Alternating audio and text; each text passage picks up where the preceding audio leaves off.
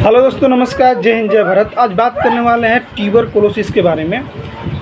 सबसे पहले इसके बारे में जानते हैं कि टीबी की खोज कब हुआ था और किस वैज्ञानिक ने किया था और उसको क्या चीज़ से सम्मानित किया गया था, इसके बारे में बात करते हैं। ठीक है, अगर आप मेरे चैनल पर नए हैं तो मेरे चैनल को सब्सक्राइब कीजिएगा, सपोर्ट कीजिएगा, बेल आइकन भी कीजिए, शेयर जरूर कीजिएगा ताकि हर व्यक्ति को जानकारी मिल सके। ठीक है, बात करते हैं कि टीबी। बता दूँ कि 140 साल पहले टीबी बैक्टीरिया का पता चला था, जो कि आज भी सबसे ज़्यादा भारत में ही मरीज मिलते हैं इसका। ठीक है, बता दूं इसमें देखा गया है कि टीबी का खोज आज ही के दिन यानी 1882 में जर्मन वैज्ञानिक ने रॉबर्ट कोच नाम के वैज्ञानिक ने ट्यूबरकुलोसिस यानी टीबी के लिए जिम्मेदार बैक्टीरिया माइक्रोबैक्टीरिया ट्यूबरकुलोसिस की खोज की था। खोज करने पर उसका हुआ था कि उनकी खोज टीबी के इलाज में बहुत ही सहायक हुई थी। ठीक है, इससे लाखों लोगों की जान बच गया था। बता दूं कि इस बीमारी को तपेदिक या क्षय रोग के नाम से भी जाना है, या तपेदिक भी बोल सकते हैं या क्षय रोग भी बोल सकते हैं। टीबी को या टीबी बोल सकते हैं, यानी इसका होता है टीबी का फुल फॉर्म ट्यूबरकुलोसिस बोल सकते हैं, इसको हिंदी में बोल सकते हैं, या तो तपेदिक रोग बोल सकते हैं या क्षय रोग भी बोल सकते हैं। ठीक है, टीबी को कितने नाम से जाना था, या ट्यूबरकुलोसिस बोल सकते हैं, या तपेदिक रोग बोल सकते हैं, या क्षय रोग बोल सकते हैं। 2 नाम से 3 नाम से जाना जाता है। ठीक है, बता दूं कि 1905 में इन्हें अपनी खोज के लिए नोबेल पुरस्कार से सम्मानित किया गया था। बता दूं कि खोज के सम्मान में टीबी को प्रति जागरूकता को फैलाने के लिए 24 मार्च को विश्व टीबी दिवस के रूप में भी मनाया जाता है। ठीक है, ये भी होता है, इसमें देखा जाता है कि टीबी में के सबसे ज़्यादा मरीज भारत में मिलते हैं। टीबी के मरीज सबसे ज़्यादा भारत में ही मिलते हैं। ये होता है कि अक्टूबर में WHO के रिपोर्ट के मुताबिक 2019 में दुनिया भर में 14 लाख टीबी मरीजों की मौत हुई। इनमें 2 लाख से ज़्यादा HIV से पीड़ित थे। बता दूं कि 2019 में 1 करोड़ से ज़्यादा टीबी के नए केस सामने आए। इनमें क्या हुआ कि 56 लाख पुरुष और 32 लाख महिलाएं थी, और बता दूं कि 12 लाख बच्चे थे। बता दूं इसमें क्या हुआ था कि 87% मामले केवल 30 देशों में थे। उनमें भी 2/3 मामले सिर्फ 8 देशों में थे, जैसे भारत, इंडोनेशिया, चीन, फिलिस्पीन, पाकिस्तान, नाइजीरिया, बांग्लादेश और दक्षिण अफ्रीका। ठीक है, ये सब टीबी के मामले में देखा गया था। ठीक है, यहाँ पे ज़्यादातर आपको टीबी के पेशेंट मिला था। लेकिन बता दूँ क्या हुआ था कि राहत की बात यह थी कि टीबी का इलाज संभव था, जैसे टीबी के पेशेंट मिला। ठीक है, तो इसका राहत की बात ये थी कि टीबी का इलाज संभव था। ठीक है, इसमें क्या होता था कि इसके साथ ही हर साल सामने आने वाले टीबी के मामले में लगातार कम हो रहे थे मरीज। ठीक है, इसके बाद क्या हुआ कि पिछले 5 साल में बीते साल के मुकाबले 2% कम केस सामने आए। 2015 से 2019 के दौरान सालाना आने वाले केस की संख्या में से 9% गिरावट हुई। बता दूं कि 2000 से 2019 के दौरान इलाज के जरिए दुनिया भर में 6 करोड़ से ज़्यादा टीबी के मरीजों की जान भी बचाई गई। यूएन का कहना है, यानी यूएन क्या होता है कि संयुक्त राष्ट्र। ठीक है, यूएन का कहना है कि 2030 तक दुनिया से टीबी को ख़त्म करने का लक्ष्य रखे हैं। ठीक है, मतलब दुनिया से टीबी खत्म कर देना है। ठीक है, 2030 तक। ठीक है, बता दूं कि इसमें क्या होता है कि आमतौर पर टीबी के मरीज को बलगम खून के साथ खांसी आती है, मरीज को चेस्ट पेन होता है, तो खांसेगा तो चेस्ट पेन होगा। ठीक है, कमजोरी, वेट लॉस, यही होता है कि वेट लॉस में क्या होता है कि आपको अचानक से धीरे धीरे वजन भी कम होने लगता है, भूख कम लगेगा। ठीक है, भूख इसमें आता है लेकिन भूख बहुत ज़्यादा मात्रा में बहुत कम लगता है। ठीक है, इसमें क्या होता है कि इसका संक्रमण खांसी, छींक या अन्य तरह के संपर्क में हवा से फैलता है। ये बता दूं कि ट्यूबरकुलोसिस जो टीबी होता है, जिसको बोलते हैं तपेदिक या क्षय रोग, ये एक दूसरे से फैलने वाला बीमारी है। ठीक है, एक दूसरे से फैलने वाली से किसी व्यक्ति को टीबी हुआ है तो उसके सामने आप बैठ के बात करते हैं तो उसका लार्वा से या थूक से या उसके हवा पड़ गया स्पूट, तो बता दूं कि आपको भी टीबी हो सकता है। इससे आपको व्यक्ति के अगला व्यक्ति की टीबी हुआ है तो उसके साथ आप किसी चीज़ का साझा करते हैं तो आपको भी टीबी होने के चांसेस हो जाते हैं। ठीक है, मैं बताया था कि इससे कि छींक या खांसी या अन्य तरह से संपर्क से हवा में फैलता है। इसमें क्या होता है कि इस बीमारी में आमतौर पर फेफड़े के संक्रमण होता है, लेकिन कई दूसरी तरह टीबी शरीर के अन्य भागों को भी प्रभावित करती है। फेफड़े से हवा में फैलता है। इसमें क्या होता है कि इस बीमारी में आमतौर पर साथ साथ और भी अंग को भी प्रभावित कर सकती है। क्या कहता है कि इसमें कि समय पर सही इलाज न होने पर रोग या जानलेवा साबित हो जाता है। जरूर संपर्क कहेंगे कि सर हमको 2 हफ्ता से ज़्यादा खांसी है तो हमको क्या करना चाहिए, तो तुरंत बताएंगे कि आप जाइए नज़दीकी डॉक्टर में, आपको वहाँ पे बताया जाएगा। किसी व्यक्ति के अगर आसपास मोहल्ले में अगर किसी व्यक्ति के 2 हफ्ता से ज़्यादा खांसी है तो उसे तुरंत अपने नज़दीकी डॉक्टर से जांच पड़ताल किया जाएगा। ठीक है, उसके बाद आपको ये नहीं कि 2 हफ्ता से खांसी है तो टीबी हो सकता है, नहीं, उसके डॉक्टर ही पुष्टि कर सकते हैं कि इनको टीबी है कि नहीं है। ठीक है, ये कि नहीं 2 हफ्ता से खांसी है तो टीबी है, ऐसा बात नहीं है। ठीक है, हेलो दोस्तों, नमस्कार, जय हिंद, जय भारत। आज बात करने वाले हैं टीबी के बारे में। टीबी को कौन कौन से नाम से जाना जाता है और टीबी कितने प्रकार के होता है। ठीक है, और जैसे टीबी के प्रकार, टीबी के लक्षण, अगर टीबी किसी व्यक्ति को हो गया था क्या क्या उसको लक्षण देखने को मिल सकता है, टीबी के कारण और जोखिम। ठीक है, ये भी बात करेंगे टीबी से बचाव, टीबी किसी व्यक्ति को हो गया तो एक दूसरे व्यक्ति में फैलना, उसको कैसे बचाया जा सकता है। फिर इसके बात करेंगे टीबी का परीक्षण, मतलब किसी व्यक्ति को टीबी हो जाता है तो उसको क्या क्या टेस्ट कराया जाए। ठीक है, और फिर इलाज की बात करते हैं कि टीबी अगर किसी व्यक्ति को हो जाता है तो उसको इलाज के लिए क्या क्या सुविधा दिया जाता है। ठीक है, और टीबी किसी व्यक्ति हो तो उसका जटिलताएँ क्या क्या होती है, इसके बारे में बात करेंगे। ए से लेकर जेड तक बात करेंगे। अगर आप मेरे चैनल पर नए हैं तो मेरे चैनल को सब्सक्राइब कीजिएगा, सपोर्ट कीजिएगा, बेल आइकन को हिट कीजिए, शेयर जरूर कीजिए ताकि हर व्यक्ति की जानकारी मिल सके। ठीक है, बात करते हैं कि टीबी को या तो ट्यूबरकुलोसिस भी बोल सकते हैं या टीबी बोल सकते हैं, टीबी के या भी बोल सकते हैं या टीबी बोल सकते हैं, या एक्छमा रोग बोल सकते हैं, या तपेदिक रोग भी बोल सकते हैं, या क्षय रोग भी बोल सकते हैं। मैंने टीबी को 4 नाम से भी जाना जाता है, यानी टीबी कह सकते हैं या ट्यूबरकुलोसिस बोल सकते हैं, या एक्छमा बोल सकते हैं, या तपेदिक या क्षय रोग, यानी 5 नाम से इसको जाना जाता है। ठीक है, बता दूं कि होता है कि बता दूं कि देखा जाता है कि ये बीमारी क्या है, एक तरह से संक्रमण रोग होता है जो एक दूसरे से फैलने वाला बीमारी होता है। ठीक है, ये बहुत सारे तरीक़ा से फैल सकता है। ठीक है, बता दूं कि संक्रमण रोग होता है या, और बता दूं कि जो आम तौर पर कहाँ प्रभावित होता है, फेफड़ों को भी प्रभावित करता है। ज़्यादातर लोगों को फेफड़े में ही होता है, बोन टीबी होता है, लेकिन ज़्यादातर टीबी फेफड़ों को ही प्रभावित, मतलब 100 को मरीज है तो उसमें देखिएगा कि 90% मरीज को फेफड़ों से प्रभावित होगा, 10% बोन टीबी वगैरह होता है।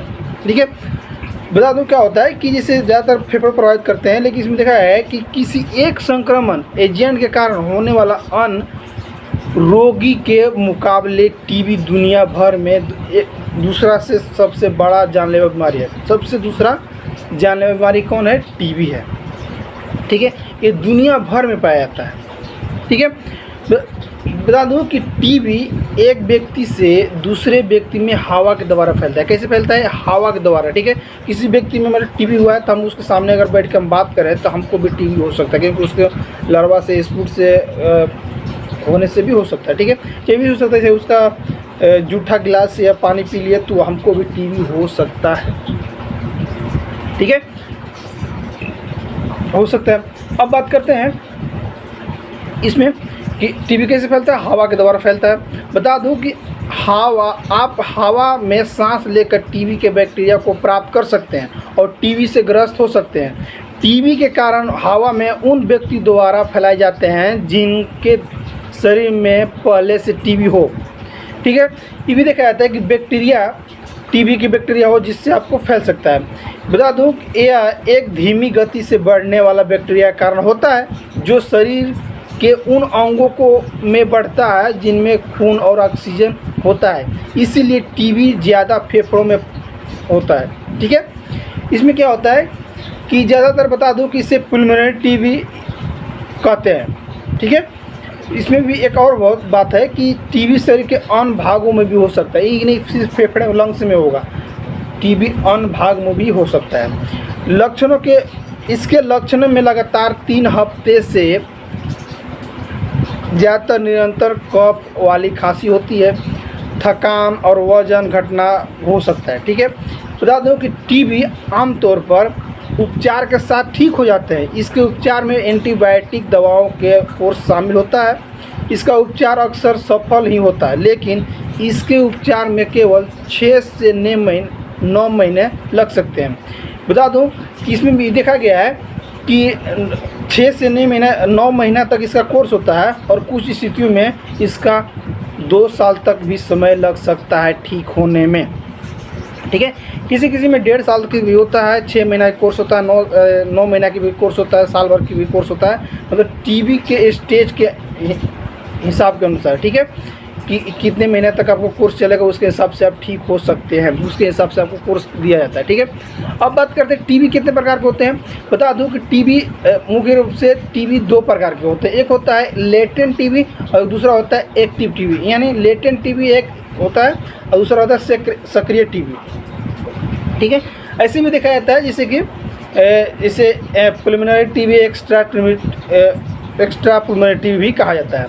बता दूं कि टीबी कितने तरह के होते हैं, 2 तरह के होते हैं। पहला होता है लेटेंट टीबी, दूसरा होता है सक्रिय टीबी यानी एक्टिव टीबी होता है, ठीक है। तो पहला बात करते हैं लेटेंट टीबी। इसका अर्थ है कि बैक्टीरिया आपके शरीर में है, लेकिन आपके शरीर की प्रतिरक्षा प्रणाली उसे सक्रिय नहीं होने दे रही है। आपको टीबी के लक्षणों का अनुभव नहीं होगा और आपके कारण यह बीमारी नहीं फैलेगी, लेकिन यदि आपको लेटेंट टीबी है तो वह सक्रिय टीबी में भी बन सकता है। ये था लेटेंट टीबी। अब बात करते हैं एक्टिव टीबी यानी सक्रिय टीबी। ये क्या होता है बता दूं, इसमें ये देखा जाता है कि एक्टिव टीबी इसका अर्थ है कि बैक्टीरिया आपके शरीर में विकसित हो रहा है और आपको इसके लक्षण महसूस होंगे। यदि आपके फेफड़े सक्रिय टीबी से संक्रमित हो तो आपके कारण यह बीमारी दूसरों व्यक्ति में फैल सकता है, ठीक है। लेकिन इसमें देखा गया है कि टीबी के अन्य 2 श्रेणियों में भी विभाजित किया गया है। कौन कौन जो अन्य 2 श्रेणी में विभाजित किया गया है, कौन कौन बता दूँ। 2 होता है, एक होता है पुल्मोनरी टीबी, दूसरा होता है एक्स्ट्रा पुल्मोनरी टीबी। तो पहले बात करते हैं कि पुल्मोनरी टीबी क्या होता है। बता दूं पुल्मोनरी टीबी यह होता है कि यह टीबी का प्राथमिक रूप होता है जो फेफड़ों को प्रभावित करता है। यह अक्सर बहुत ही कम उम्र वाले बच्चों या फिर अधिक उम्र वाले विरोधों में होता है। यानी बता दूं कि पुल्मोनरी टीबी या तो बच्चे में होगा या तो ज़्यादा इसका उम्र एडल्ट मतलब जो ओल्ड हो जाते हैं ना, जो जिसका मतलब 60-65 हो जाते हैं उम्र, उनमें होता है। कौन टीबी होता है तो पुल्मोनरी टीबी होता है, ठीक है। अब बात करते हैं एक्स्ट्रा पुल्मोनरी टीबी। एक्स्ट्रा पुल्मोनरी टीबी वहाँ होता है कि यह टीबी का प्रकार फेफड़ों से अन्य जगहों पर होते हैं, जैसे कि हड्डियाँ, किडनी, लिम्फ नोड आदि। टीबी का यह प्रकार प्राथमिक रूप से इम्यूनोक्रमामाइड यानी प्रतिरक्षा में अक्षम रोगियों में होता है, ठीक है। कौन टीबी तो एक्स्ट्रा पुल्मोनरी टीबी। एक्स्ट्रा पुल्मोनरी टीबी कहाँ होता है, हड्डियाँ में होगी, किडनी में होगी, लिम्फ नोड में होगी और अन्य जगह पर भी आपको हो सकता है, ठीक है। अब बात करते हैं टीबी के लक्षण। अगर किसी व्यक्ति को टीबी हो जाता है तो क्या क्या लक्षण उसको देखने को मिल सकता है। बता दूं कि इसमें सब में अलग अलग होता है। जैसे कि लेटेंट टीबी हो गया तो उसका अलग होगा, बता दूं, और एक्टिव मैंने टीबी होगा तो उसका अलग देखने को मिलेगा इसमें, ठीक है। लेकिन इसमें ये भी देखा गया है कि जैसे कि किसी व्यक्ति में टीबी होता है तो टीबी से शरीर का जो हिस्सा प्रभावित होता है उसके आधार पर टीबी के लक्षण विकसित होते हैं। टीबी आमतौर पर धीरे धीरे विकसित होते हैं और आपको यह पता लगने में कई हफ्ते लग जाते हैं कि आपको टीबी हुआ है। बता दूं कि आप स्वस्थ हैं, हो सकता है कि सक्रिय होने के बाद भी आपके लक्षण महीनों या कई दिन या कई साल से शुरू होने में समय भी लग सकता है, ठीक है। इसके साथ क्या होता है कि एक सक्रिय व्यक्ति लंबे समय तक संक्रमण रह सकता है जब तक उसके थूक में टीबी जीव सक्ष मौजूद रहते हैं। इसके बाद क्या होता है कि और तब तक सक्रिय रहता है जब तक उसका कई हफ्तों से उपचार न किया जाए। हालांकि कुछ लोगों में सक्रिय हो जाते हैं लेकिन संक्रमण को दबा लेते हैं, जिससे कई सालों बाद उनमें लक्षण दिखाई देने लगते हैं। ऐसे लोग में कई बार लक्षण पैदा नहीं होता है और न ही संक्रमण होते हैं। ठीक है, अब बात करते हैं इसमें कि जिन लोगों में लेटेंट टीबी होता है उनमें टीबी के कई लक्षण महसूस नहीं होते हैं। लेटेंट टीबी किसी व्यक्ति में हो गया तो उसमें लक्षण महसूस नहीं हो। क्या होता है इसमें कि लेटेंट टीबी, सक्रिय टीबी यानी लेटेंट टीबी यानी एक्टिव टीबी, दोनों में विकसित होने से पहले कई सालों तक निष्क्रिय रहते हैं। ठीक है, इसके साथ क्या होता है, इसमें देखा गया है कि सक्रिय टीबी से पीड़ित मरीज का श्वसन प्रणाली संबंधित कई लक्षण महसूस हो सकते हैं, जैसे खांसी के साथ खून आना या बलगम आना। उन्हें 3 हफ्ते से अधिक समय तक खांसी हो सकती है और खांसने और सांस लेते समय दर्द भी महसूस हो सकता है। इसके अलावा बहुत सारे लक्षण क्या क्या आपको देखने को मिलेगा, बता दूँ, जैसे कि आपको खांसी के साथ साथ बलगम या खून भी आएगा, अस्पष्टीकृत थकान या बुखार, रात में पसीना आना ये भी हो सकता है, छाती में दर्द, सांस लेने के दौरान आपको छाती में दर्द या पेन महसूस होगा। ठीक है, ये भी होगा, सांस फूलना, भूख न लगना। ठीक है, ये भी होगा। इसके साथ साथ क्या होता है कि वज़न कम होना। क्या होगा कि इसे वज़न कम होना, जैसे दिन प्रतिदिन वज़न आपका धीरे धीरे कम होगा, मांसपेशियों में क्षति।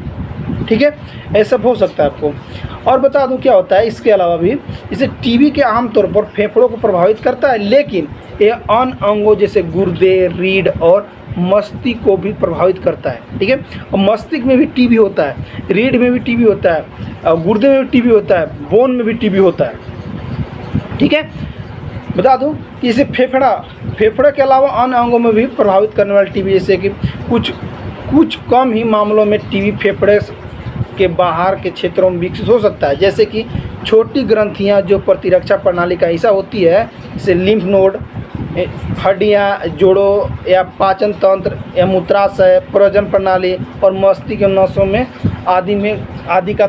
आदि तंत्रिका तंत्र में भी हो सकते हैं आपको टीबी। ठीक है, अब बात करते हैं कि उसमें अगर हो गया तो क्या क्या लक्षण देखने को मिल सकता है।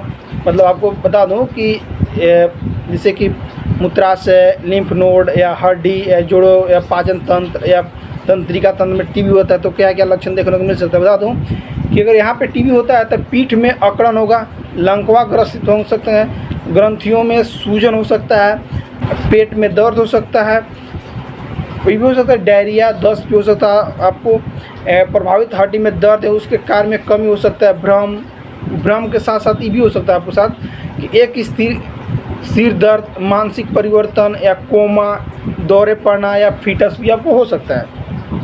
ये था लक्षण। ठीक है, बता दूं कि टीबी का यह प्रकार आमतौर पर उन लोगों को ज़्यादा जिसकी प्रतिरक्षा प्रणाली कमज़ोर होती है, यानी किसी व्यक्ति की टीबी उसको होगा जिसका प्रतिरक्षा प्रणाली कमज़ोर होती है, उसको टीबी होने के चांसेस हो जाते हैं। ठीक है, अब बात करते हैं कि डॉक्टर को कब दिखाएं। अगर बता दूं कि जो मैं बताया आपको, तो उससे अगर आपको कोई भी समस्या उत्पन्न हो रही है तो आप दिखा सकते हैं। जैसे कि अगर आपके परिवार में या कोई करीबी सहयोगी सक्रिय टीबी से ग्रस्त मिला तो आपको किसी टीबी के लिए टेस्ट करवा लेना चाहिए ताकि आपको भी टीबी ना हो जाए। ठीक है, तो आप बता दूं कि संपर्क के लिए खतरनाक समय उपचार से पहले होता है। संपर्क के लिए खतरनाक समय उपचार से पहले होता है, या कि न कि उपचार के बाद। ठीक है, बता दूं कि एक बार जब दवा के साथ उपचार शुरू हो जाता है तो मरीज कुछ ही हफ्तों में गैर संक्रामक हो सकता है। ठीक है, इसमें भी देखा जाता है कि अगर ट्यूबरकुलोसिस के इलाज के लिए लिखी गई दवाओं से आपको कुछ साइड इफ़ेक्ट महसूस होते हैं, जैसे खुजली, त्वचा के रंग में बदलाव, दृष्टि में परिवर्तन, थकान या अत्यधिक थकान महसूस होना आदि आपको लक्षण दिखता है, तो ऐसी स्थिति में तुरंत अपने डॉक्टर से संपर्क करें। इसके साथ ये भी होता है, जैसे जिन लोगों में टीबी होने की संभावना ज़्यादा होती है उनमें लेटेंट टीबी यानी गुप्त टीबी संक्रमण के लिए जांच करवा लेनी चाहिए। बता दूं कि जैसे निम्न लोगों में टीबी होने की संभावना अधिक हो सकती है। इससे बता दूं क्या क्या इससे जिनका जो व्यक्ति HIV से पीड़ित हो उनको में या इंट्रावेनस द्वारा ड्रग्स लेते हैं उनमें, ठीक है, जो लोग संक्रमित व्यक्ति के संपर्क में रहते हैं उनसे, ठीक है। बता दूं कि ये भी हो सकता है जैसे कि ज़्यादातर प्रभावित टीबी उनको करते हैं जिसमें HIV एड्स से ग्रस्त व्यक्ति होते हैं, उनमें टीबी होने के चांसेस हो सकते हैं। दूसरा इंट्रावेनस द्वारा ड्रग्स लेते हैं यानी इंजेक्शन लेते हैं, ड्रग्स लेते हैं जैसे नशा लगने के लिए, तो उनको भी टीबी होने के चांसेस हो सकता है। वे लोग जो संक्रमित व्यक्ति के संपर्क में, जैसे किसी व्यक्ति का टीबी हुआ तो उनके संपर्क में रहते हैं तो उनको भी टीबी हो सकता है, ठीक है। ये भी हो सकता है जो स्वास्थ्य देखभाल कार्यकर्ता जो टीबी से उचित जोखिम वाले लोगों को इलाज करते हैं, ठीक है, तो उनको भी टीबी होने के चांसेस हो सकता है आपको, ठीक है। अब बात करते हैं tuberculosis TB cause risk factor, इसके बारे में बात करें। बता दूं कि टीबी किस कारण से होता है, किसी व्यक्ति में अगर टीबी हो रहा है तो क्यों हो रहा है, उसका मुख्य रीजन क्या है, ठीक है। बता दूं कि टीबी रोग माइक्रोबैक्टीरिया ट्यूबरकुलोसिस नामक बैक्टीरिया कारण होता है। टीबी के विभिन्न प्रकार होते हैं जिनमें कुछ दवाओं के प्रतिरोध में भी होते हैं, ठीक है। इसमें देखा जाता है कि जैसे कि टीबी के बैक्टीरिया हवा के माध्यम से फैलते हैं। जब ये बैक्टीरिया हवा में उपस्थित हो जाते हैं तब कोई भी व्यक्ति सांस लेने के दौरान बैक्टीरिया को खींच सकता है जिससे वो व्यक्ति टीबी से ग्रसित हो सकता है। ये भी होता है कि टीबी के बैक्टीरिया हवा के माध्यम से फैलते हैं। जब बैक्टीरिया हवा में उपस्थित हो जाते हैं तब कोई भी व्यक्ति सांस लेने के दौरान बैक्टीरिया को खींच लेता है, ठीक है, इससे टीबी हो सकता है। बता दूं यदि आपको टीबी है तो बहुत सारे लक्षण आपको देखने के मिल सकता है। जैसे बता दूं ये जैसे कैसे फैल सकता है टीबी, इसके बारे में बात कर रहा हूँ। जैसे कि पहला कि किसी व्यक्ति छींक रहा हो या खांस रहा हो या बोल रहा हो या गाना गा रहा हो, ठीक है, तो उसके लार्वा से सलाइवा से भी उससे आपको टीबी हो सकता है, ठीक है।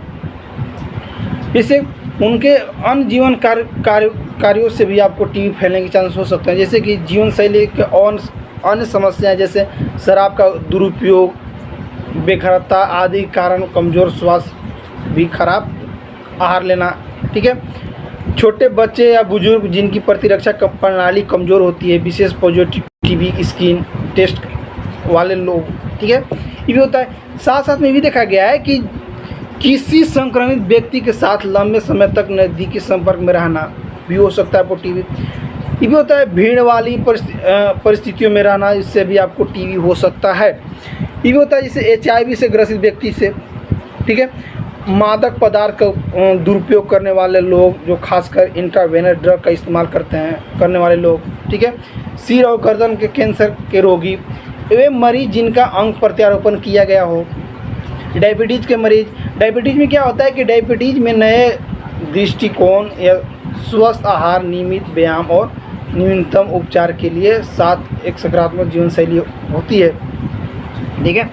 बता दो किडनी ये भी किया जाता है जैसे किडनी रोग मरीज के लिए, वे लोग जो इम्यूनोएस्प्रेसिव थेरेपी से गुजरे हैं, सिलिकोसिस ले चुके हैं, उससे भी हो सकता है। बता दूं कि इसमें देखा गया है कि जो दवाएं प्रतिरक्षा प्रणाली को दबा देती है वे आपको सक्रिय टीबी विकसित होने के जोखिम में भी डाल सकती है। साथ साथ में ये होता है कि विशेष रूप से उनमें अंग प्रत्यारोपण अस्वीकृति की रोकथाम करने वाली दवाएं शामिल होती है। साथ साथ में भी होता है कि अन्य दवाएं जो आप में टीबी होने के जोखिम को बढ़ाती है उनमें निम्न इलाज करने के लिए इस्तेमाल भी किया जाता है, जैसे कैंसर, रूमेटाइड अर्थराइटिस या क्रोहन रोग या सोराइसिस, ठीक है।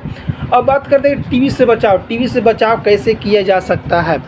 टीबी से बचाव के लिए आपको बहुत सारे सबसे पहले आपको हाइजीन मेंटेन करके रखना होगा, उसके बाद आप टीबी से बच सकते हैं। बता दूं नियम शर्तें बता दूं क्या क्या करना होगा आपको। जो लोग टीबी से बचना चाहते हैं वे लोग टीबी के उच्च जोखिम वाले क्षेत्र में रहते हैं या रहते थे, उनमें बचपन में टीबी के लिए टीका दिया जाता है जिसे बेसिलियस टेलमेंट गिलुरियानी इसको बोलते हैं। बेसिलियस टेलमेंट यूलेरिया यानी BCG बोला जाता है या BCG कहते हैं उसको, ठीक है। यह टीका आपको टीबी के कुछ ही उपभेद प्रकार से बचाया जाता है। यह टीका वयस्कों में ज़्यादातर प्रभावित नहीं होता है, ठीक है। अब बात करते हैं कि सक्रिय टीबी से बचने के लिए उपाय क्या करना होगा, यानी एक्टिव टीबी से बचने के लिए क्या क्या उपाय करना होगा। बता दूं कि सबसे पहले आपको क्या करना होगा कि जिस व्यक्ति को टीबी हो उसके शरीर में अधिक समय न बिताएं जब तक उस व्यक्ति का उपचार कम से कम 2 हफ्तों तक न हुआ हो, ठीक है। दूसरा रीज़न कि यदि आप किसी ऐसे जगह काम कर रहे हो जहां टीबी की अनुपस्थिति मरीज हो तो चेहरे में मास्क का उपयोग करें। तीसरा, यदि आप किसी ऐसे व्यक्ति के साथ रहते हैं जिसे टीबी हो तो उसे टीबी के उपचार के निर्देश का पालन करने के लिए कहें कि भैया आपको टीबी है, आप ये काम करो, नहीं तो दूसरे व्यक्ति के भी हो सकता है, ठीक है। ये भी होता है। चौथा, यदि आप ऐसी स्थिति के साथ रहते हैं जैसे टीबी हो तो उसे टीबी के उपचार के लिए निर्देश पालन करने के लिए कहें, ठीक है। चौथा की बात करते हैं, मास्क पहनना, मुंह ढक कर रखना और कमरे में वेंटिलेशन का इस्तेमाल करने से भी बैक्टीरिया के फैलने से रोकथाम की जा सकती है, बैक्टीरिया को रोकथाम किया जा सकता है। छठा भी देखा जाता है कि जिन लोगों को टीबी हो उन्हें भीड़ भाड़ से दूर रहना चाहिए जब तक वह संक्रमण हो, ठीक है। 7वां नंबर था कि टीबी से ग्रस्त लोगों को रेस्पिरेटर एक प्रकार का मास्क का उपयोग करना चाहिए ताकि एक दूसरे व्यक्ति में न फैले, ठीक है। 8 नंबर, जिन लोगों को टीबी हो उन्हें उपचार के 3 से 4 सप्ताह तक किसी भी व्यक्ति के संपर्क में नहीं आना चाहिए, नहीं तो ये हो सकता है एक दूसरे व्यक्ति में फैल जाए, ठीक है। 9 नंबर था, जिन लोगों को टीबी हो उन्हें उपचार के 3 से 4 हफ्ते तक किसी व्यक्ति के संपर्क में नहीं आना चाहिए, ठीक है। बता दूं कि ये भी देखा गया है कि 10वां नंबर कि जिन लोगों में टीबी का पता लगा लिया गया है उनमें निम्न सुझावों का पालन करना चाहिए। जैसे आपके लिए लिखी गई दवाओं को उसी तरीके से अनुसार लीजिए जैसे आपके डॉक्टर ने आपको बताया है और तब तक ले जब तक डॉक्टर आपको उसे बंद न करने का सलाह दे, ठीक है। दूसरा, इसमें ये भी पॉइंट है जैसे कि हमेशा खांसने या छींकने के दौरान अपने मुंह का टिश्यू से कवर करें या उसके बाद टिश्यू के किसी प्लास्टिक के बैग या सील करें या फेंक दें, ठीक है। जैसे खांसे रुमाल से या प्लास्टिक से खांसे या कोई टिश्यू पेपर से खांसे तो उसको बांध कर या तो मिट्टी में गाड़ दें या तो उसे डस्टबिन में डाल दें, ठीक है। ऐसा करना होगा। खांसने या छींकने के बाद अपने हाथ को अच्छी तरह से धोएं, ठीक है। किसी व्यक्ति को मिलने न जाए और न ही किसी को मिलने के लिए बुलाएं आप अपने घर पे, ठीक है। ऑफिस या स्कूल या सार्वजनिक स्थानों की बजाय अपने घर पर ही रहने की कोशिश करें। 6वां नंबर था, ताज़ा हवा को बनाए रखने के लिए पंखे का इस्तेमाल करें, खिड़कियां खुली रखें, ठीक है। 7वां नंबर था, सार्वजनिक परिवहन का उपयोग न करें, जिसमें जैसे बस हो गया, ठीक है, उस सब के उपयोग न करें, नहीं तो हो सकता है आपके चलते एक दूसरे व्यक्ति को भी टीबी फैल सकता है। अब बात करते हैं कि टीबी का परीक्षण या डायग्नोसिस ऑफ द ट्यूबरकुलोसिस, मतलब टीबी किसी व्यक्ति में हो क्या क्या टेस्ट करवाना चाहिए, ठीक है। ठीक, इसमें करना होगा जैसे त्वचा पर किए जाने वाले टेस्ट, ठीक है। यह भी देखा जाता है कि छाती का एक्सरे करवाएं, साथ में लार का टेस्ट करवाएं, रक्त का टेस्ट कराएं, ये सब आपको टेस्ट करवाना होगा, ठीक है। पहले बात करते हैं कि जैसे कि त्वचा पर किए जाने वाले टेस्ट, ठीक है। इसमें क्या होता है कि टीबी का पता लगाने के लिए पहले क्या कहते हैं इसमें कि टीबी का परीक्षण कभी कभी सीधा होता है, लेकिन कुछ लोगों में इसका परीक्षण करना काफ़ी मुश्किल हो जाता है। आमतौर पर इसका परीक्षण क्लिनिकल चित्र या आपके लक्षण या डॉक्टर के परीक्षण को देखते हुए किया जाता है, फिर इसको अन्य टेस्टों के परिणामों के साथ जोड़ दिया जाता है और शुरुआत में आमतौर पर छाती एक्सरे और एक ट्यूबरकुलिन स्किन टेस्ट किया जाता है और इसके बाद कफ या थूक की जांच की जाती है, ठीक है। मान लीजिए कि स्किन पर मोनटोक्स इंजेक्शन लगाया जाता है, उसको लगाने के बाद अगर आप पॉजिटिव आता है तो फिर स्पष्टीकरण करने के लिए आपको थूक का टेस्ट किया था, खखार का टेस्ट किया जाएगा, फिर उसके बाद चेस्ट एक्सरे किया जाएगा, उसके बाद आपको मेडिसिन दिया जाएगा। ऐसे ही नहीं कि आपको बस ये मोन्टुक्स लगाया हो गया टीबी आपको, नहीं, ऐसा नहीं। जब तक सर्टिफाइड 2-3 बार टेस्ट नहीं किया है तब तक आपको मेडिसिन नहीं दिया जाएगा, ठीक है। पहले बात करते थे कि त्वचा पर किए जाने वाले टेस्ट में क्या होता है। इसमें देखा गया है कि जैसे कि यह जानने के लिए आपको टीबी है या नहीं, आपको डॉक्टर त्वचा का प्यूरिफाइड प्रोटीन, जिसको बोलते हैं डेरिवेटिव, इसको बोलते हैं पीपीडी, इसको बोलते हैं प्यूरिफाइड प्रोटीन डेरिवेटेड टेस्ट करेंगे, जहां जिसको बोलते हैं पीपीडी टेस्ट का इंजेक्शन लगाया जाता था। अगर 2 से 3 दिन के बाद वहां पर कोई निशान बन जाए तो इसका मतलब है कि आपको टीबी है, ठीक है। ये भी किया जाता है। इसमें भी देखा जाता है कि यह टेस्ट आपको बताता है कि आप टीबी वायरस के संपर्क में आ चुके हैं। वे टेस्ट यह नहीं बताता है कि आपको वर्तमान में सक्रिय संक्रमण है या नहीं। हालांकि यह टेस्ट उत्तम नहीं है। कुछ लोगों को इस टेस्ट के प्रति कोई प्रतिक्रिया नहीं देते, भले ही उनको टीबी हो, जबकि कुछ लोग जिनको टीबी भी नहीं है इसके प्रतिक्रिया दे भी देते हैं, ठीक है। ये भी होता है इसमें मोन्टुक्स इंजेक्शन लगाने पर, यानी पीपीडी जो टेस्ट लगाते हैं उसके लगाने पर ये भी रिजल्ट मिलता है। जिसमें होता है उसमें नेगेटिव बताता है, इसमें नहीं होता है उसमें पॉजिटिव बताता है, ठीक है। इसीलिए डॉक्टर आपको क्या करते हैं, छाती का एक्सरे करते हैं, स्पीड टेस्ट कराते हैं, ठीक है, ठीक। इनमें ये भी होता है कि जिन लोगों को हाल में टीबी का टीका लगा उन्हें टेस्ट का रिजल्ट पॉजिटिव हो सकता है, लेकिन उनको टीबी नहीं हो सकता है, ठीक है। अब बात करते हैं छाती का एक्सरे। अगर किसी व्यक्ति में अगर हो गया तो छाती के एक्सरे करने से कैसे पता चलेगा। बता दूं क्या होता है कि यदि आपका पीपीडी टेस्ट पॉजिटिव है तो आपकी छाती का एक्सरे किया जाएगा। इस टेस्ट से पता चलेगा कि आपके फेफड़े में छोटे धब्बे या नहीं, या छोटे धब्बे तो नहीं है, या धब्बे टीबी के संक्रमण के संकेत होते हैं, और इनसे पता चलता है कि आपका शरीर टीबी के बैक्टीरिया के विरुद्ध काम करने की कोशिश कर रहा है कि नहीं, ठीक है। दूसरा का पॉइंट इसमें भी देखा जाता है कि यदि आपके छाती के एक्सरे का रिजल्ट नेगेटिव हो तो इसका मतलब है कि आपका पीपीटी टेस्ट गलत था या आपको गुप्त लेटेंट टीबी है, हो सकता है, ठीक है। साथ साथ में भी देखा जाता है कि यदि यह पॉजिटिव है तो आपको टीबी के उपचार शुरू कर देना चाहिए। अगर यह नेगेटिव है तो आपको लेटेंट टीबी के लिए उपचार करवाने की आवश्यकता हो सकती है, ताकि टीबी को सक्रिय होने से उसके बाद आपको बीमार होने से रोका जा सके। अब बात करते हैं लार्ज टेस्ट कराने पर क्या होता है। लार्ज टेस्ट कराने पर इसमें 3 पॉइंट देखा जाता है कि पहला पॉइंट में क्या होता है कि इसके साथ क्या होता है कि आपके डॉक्टर आपको थूक या बलगम टेस्ट कराने का सुझाव देते हैं। बलगम को फेफड़े के अंदर गहराई से निकाला जाता है। इस बलगम में टीबी के बैक्टीरिया की उपस्थिति की जांच की जाती है, ठीक है। दूसरा पॉइंट कि लेबोरेटरी में थूक के सैंपल की माइक्रोस्कोप द्वारा जांच की जाती है। इसमें एक विशेष डाइट जिसको स्टेन का इस्तेमाल किया जाता है, जिसकी मदद से बैक्टीरिया को देखा जाता है।